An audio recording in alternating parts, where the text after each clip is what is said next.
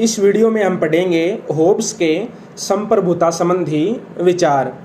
तो सबसे पहले इसमें पढ़ेंगे संप्रभुता का अर्थ, यानी कि होब्स के अनुसार संप्रभुता क्या है। उसके बाद में संप्रभुता के प्रकार, यानी कि होब्स ने संप्रभुता के कितने प्रकार बताए हैं। उसके बाद में इसकी विशेषताएं, और सबसे लास्ट में पढ़ेंगे होब्स के संप्रभुता संबंधी विचारों की आलोचना।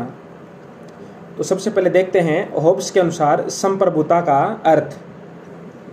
होब्स ने संप्रभुता को परिभाषित करते हुए लिखा है कि संप्रभुता संप्रभु में निहित वह गुण है जिसके द्वारा एक विशाल जनसमूह एक दूसरे से सहमत होकर अपने कार्यों को करता है। तो होब्स के अनुसार संप्रभुता क्या है कि संप्रभुता संप्रभु में निहित वह गुण है जिसके द्वारा एक विशाल जनसमूह एक दूसरे से सहमत होकर अपने कार्यों को करता है। संप्रभु व्यक्तियों की शक्ति और साधनों का प्रयोग करते हुए शांति और सुरक्षा की व्यवस्था करता है। तो संप्रभु क्या कार्य करता है? शांति और सुरक्षा की व्यवस्था करता है, लोगों के जीवन की रक्षा करता है। किस प्रकार करता है? व्यक्तियों की जो शक्ति है और व्यक्तियों के जो साधन हैं उनका प्रयोग करते हुए। तो ये तो हो गया होब्स के अनुसार संप्रभुता का अर्थ। अब देखते हैं संप्रभुता के प्रकार। होब्स संप्रभुता के दो प्रकार बताता है।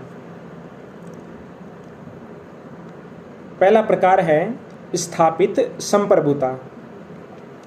जब लोग मिलकर स्वेच्छा से अपने अधिकार किसी को सौंपने को सहमत हो जाते हैं तो ऐसा कॉमनवेल्थ स्थापित संप्रभुता पर आधारित होता है। कॉमनवेल्थ का मतलब राज्य। होब्स राज्य को कॉमनवेल्थ नाम देता है। तो होब्स की पहली संप्रभुता है स्थापित संप्रभुता। तो स्थापित संप्रभुता क्या होती है कि जब लोग स्वेच्छा से अपने अधिकार किसी को सौंप देते हैं तो वो होती है स्थापित संप्रभुता। दूसरी है अर्जित संप्रभुता। जब लोग मृत्यु के भय से संप्रभु को प्राधिकार देते हैं तो वह अर्जित संप्रभुता होती है।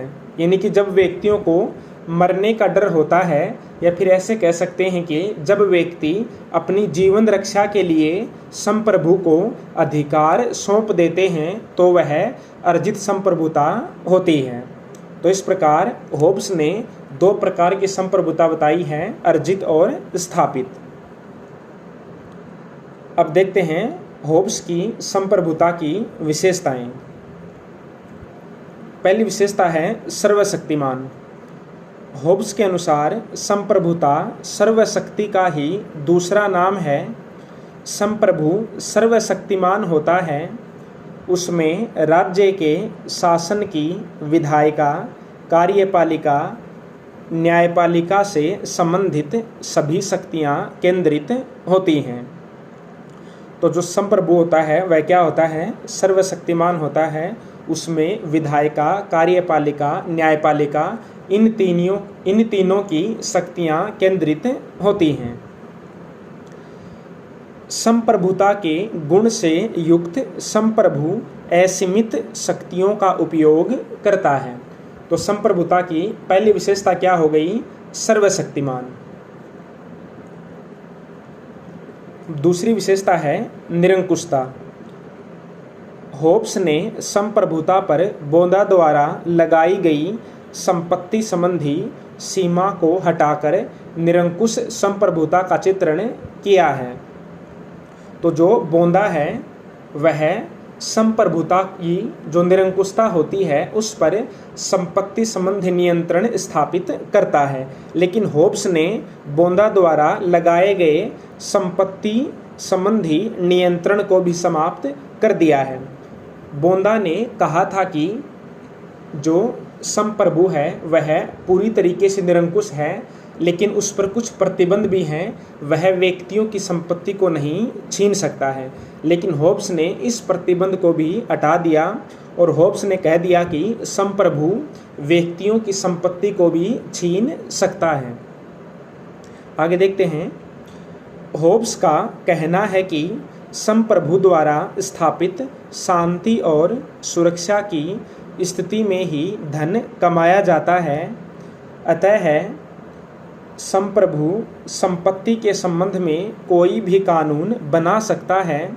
संप्रभु जनता की स्वीकृति के बिना ही कर लगा सकता है और प्रजा की संपत्ति भी ले सकता है।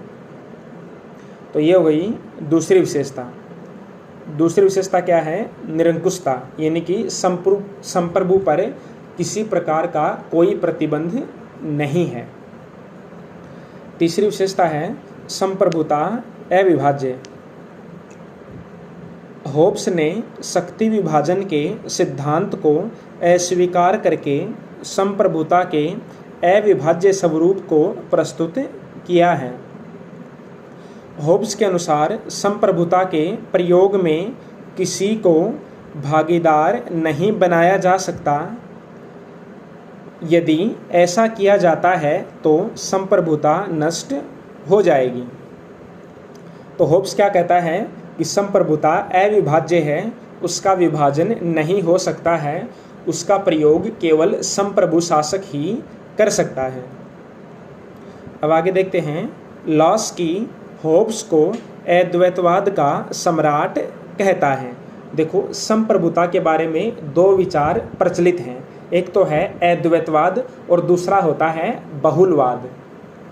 तो बहुलवाद मानता है कि संप्रभुता केवल राज्य में निहित नहीं होती है, बल्कि संप्रभुता समाज में जो अन्य संस्थाएं होती हैं, अन्य संगठन होते हैं, उनमें भी निहित होती है। जबकि जो अद्वैतवाद है वह मानता है कि संप्रभुता केवल राज्य में ही निहित होती है, केवल शासक में ही निहित होती है। तो जो होब्स है वह अद्वैतवादी है, वह केवल संप्रभु शासक में ही संप्रभुता को निहित मानता है। इसलिए लास्की ने होब्स को अद्वैतवाद का सम्राट कहा है या एकलवादी संप्रभुता का सम्राट कहा है। संप्रभुता दो प्रकार की होती है, एकलवादी और बहुलवादी। एकलवादी को अद्वैतवादी भी कहा जाता है। चौथी विशेषता है संप्रभुता का विरोध। संप्रभुता के सर्वशक्तिमान, अविभाज्यता, अखंडता, अद्वैतता को सर्वोपरि मानते हुए भी होब्स ने कुछ ऐसी परिस्थितियों का जिक्र किया है जिनमें संप्रभु की आज्ञाओं का उल्लंघन किया जा सकता है।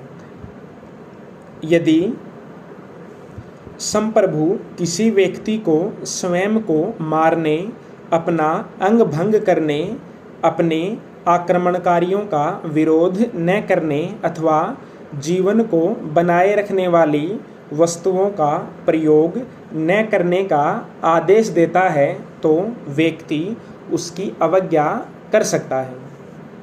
तो व्यक्ति संप्रभु या संप्रभुता की आज्ञाओं का उल्लंघन कब कर सकता है? जब व्यक्ति के जीवन को खतरा महसूस हो। तो ये तो गई संप्रभुता की विशेषताएं। अब देखते हैं होब्स के संप्रभुता संबंधी विचारों की आलोचना। पहली आलोचना है, होब्स ने संप्रभु को पूर्णतः निरंकुश, स्वतंत्र और स्वेच्छाचारी बना दिया है। उसने बोधा द्वारा लगाए गए संपत्ति के प्रतिबंध को भी हटा दिया। उसने संप्रभु पर केवल प्रजा की जीवन रक्षा का प्रतिबंध लगाया है। यानी कि होब्स ने संप्रभु को बिल्कुल पूर्णतः निरंकुश बना दिया है। उसने संप्रभु पर केवल एक ही प्रतिबंध लगाया है और वह है प्रजा की जीवन रक्षा का। यानी कि संप्रभु चाहे कुछ भी करे, लेकिन उसको प्रजा के जीवन की रक्षा करनी है। दूसरी आलोचना है, जीवन सुरक्षा पर बार बार जोर देकर तलवार के भय से सभी इच्छाओं और स्वतंत्रताओं को त्याग कर जीवन जीने की शिक्षा कभी भी पसंद नहीं की जा सकती और होब्स ने ऐसी ही शिक्षा प्रदान की है। यानी कि होब्स मानव जीवन की इच्छाओं और स्वतंत्रताओं को दबा देता है। तीसरी आलोचना है, होब्स के निरंकुश संप्रभु के भय को राज्य के सदस्यों में एकता का आधार नहीं कहा जा सकता। राज्य के सदस्यों में एकता का कोई बंधन होता ही नहीं है। यानी कि जो राज्य होता है उसके व्यक्तियों में या नागरिकों में एकता का आधार भय नहीं हो सकता है, बल्कि एकता लोगों की इच्छा से ही उत्पन्न होती है। उन पर बाध्यकारी शक्ति के द्वारा एकता को लागू नहीं किया जा सकता। चौथी आलोचना है, आलोचकों के अनुसार होब्स का संप्रभुता सिद्धांत असंभव और खतरनाक है। यह असंभव इसलिए है कि इसमें तलवार के भय के अलावा एकता का कोई अन्य सूत्र नहीं है, जबकि यह खतरनाक इसलिए है कि जनता निरंकुशतावाद के अंतर्गत दासता की बेड़ियों में जकड़ी रहती है। तो इस प्रकार होब्स का संप्रभुता का सिद्धांत असंभव भी है और खतरनाक भी है। तो ये हो गए होब्स के संप्रभुता संबंधी विचार।